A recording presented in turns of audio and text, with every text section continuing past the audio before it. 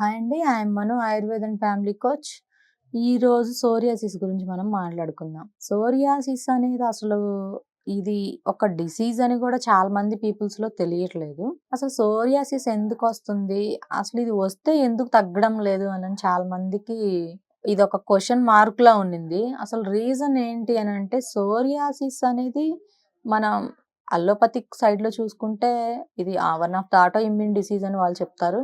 ఆయుర్వేదంలో వచ్చేసైతే మేము వాతరక్తము, గజ చర్మ కుష్టము అండ్ ఇమ్యూన్ డెఫిషియన్సీ ఉన్నా కూడా సోరియాసిస్ వచ్చే ఛాన్స్ అని మా రీసెర్చ్‌లో మేము తెలుసుకున్నాము. అయితే ఈ సోరియాసిస్ వన్స్ వచ్చిన తర్వాత దీన్ని మనం ఫాస్ట్‌గా క్యూర్ చేసుకోవడం అనేది కష్టతరమైనప్పటికీ కూడా కంట్రోల్ అనేది ఫాస్ట్‌గా చేసుకోగలం. లైక్ దట్ డైట్ అంటే దాన్ని మనం పథ్యంతోటి, డైట్ తోటి మనం కంట్రోల్ చేసుకోగలం. అలా కాకుండా మనకు కనిపించిన ఫుడ్ అంతా తింటూ నాకు స్కిన్ డిసీజ్ తగ్గలేదు, లైక్ సోరియాసిస్ లాంటివి తగ్గట్లేదు అంటే అది చాలా కష్టంగా ఉంటది. ఫస్ట్ డైట్ అనేది ఇంపార్టెంట్. అండ్ సెకండ్ వన్ వచ్చేసి మనం తినకూడని కొన్ని పదార్థాలనేవి ఉంటాయి సోరియాసిస్‌లో. అవేంటి అంటే వంకాయి, గోంగూర, milk products, dairy products and non veg, dry fish ఇలాంటివి కొంచెం స్టాప్ చేయాలి. ఉప్పు, పులుపు, కారం ఈ మూడిటిని కూడా కొంచెం తక్కువగా తీసుకుంటూ ఉంటే సోరియాసిస్ అనేది మనకి కంట్రోల్‌లోకి వచ్చేస్తది. మరి ఆటో ఇమ్యూన్ సోరియాసిస్ అని అంటే ఏంటి అని అడిగారు. అంటే దీనికి అర్థం ఏంటి అంటే ఈ సోరియాసిస్ ఈ ఆటో ఇమ్యూన్ డిసీజ్ అంటే అర్థం ఏంటి అంటే మన బాడీలో ఇమ్యూన్ సెల్స్ ఏవైతే ఉంటాయో అవి అగైనెస్ట్ మళ్ళీ మనకు రివర్స్ అయ్యి మన స్కిన్ పైన మనకి ఈ స్కిన్ ఇన్ఫెక్షన్ లాగా చూపిస్తున్నాయి. దీన్ని ఆటో ఇమ్యూన్ డిసీజ్ అని అంటారు. అంటే ఆ సెల్స్ అగైనెస్ట్‌గా మళ్ళీ మన మీదకే రివర్స్ అయ్యి మనకి మనతో ఫైట్ చేస్తున్నాయని అర్థం. ఇదొకటి.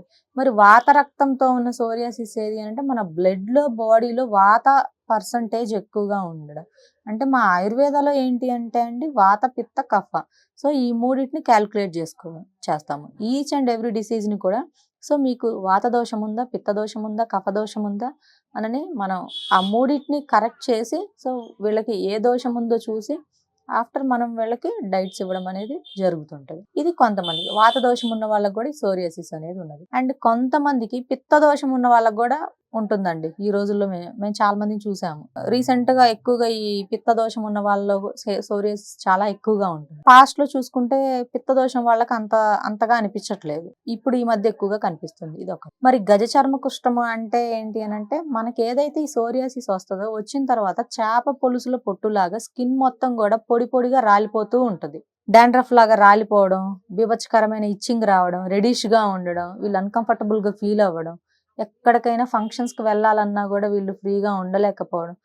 They face lot of problems. వీళ్ళు చాలా చాలా పెద్ద పెద్ద ప్రాబ్లమ్స్ ఫేస్ చేస్తారు.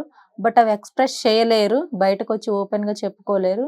అండ్ ఫుడ్ని కంట్రోల్ కూడా చేసుకోలేరు చాలా మందిని చూసుకుంటే. కొంతమంది డైట్ ఫాలో అయ్యే వాళ్ళు, ఫుడ్ మంచిగా తినేవాళ్ళు దే ఆర్ గుడ్, పర్లేదు, వాళ్ళకి కంట్రోల్ అవుతుంది, వాళ్ళు మంచిగానే ఉన్నారు.